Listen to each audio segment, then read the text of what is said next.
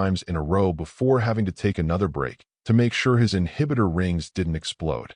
"Are we done here?" Lou asked as he sat down and drank an energy drink. "We can finish up for today if you want," Mai said with a sympathetic smile. "But before you go, there's something I need to tell you. The way your quirk works is nothing like anything we've seen before. Normally, a quirk works by utilizing impure chaos energy. But your quirk gives off pure chaos energy. And when you use your quirk, some of that energy turns into impure chaos energy. And that means," Lo asked, not having a clue what any of that meant. "It means your quirk might be able to do more than just teleporting." Mai took a pause as she tried to figure out how to explain it.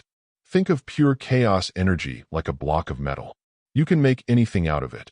Its potential is endless. And think of impure chaos energy as a metal tool. It's more useful for doing a specific thing, but it can only do that thing. Most people are like a shovel or a rake. But for you, could potentially be a Swiss Army knife. Or maybe even more than that." Lu felt a few things at hearing that.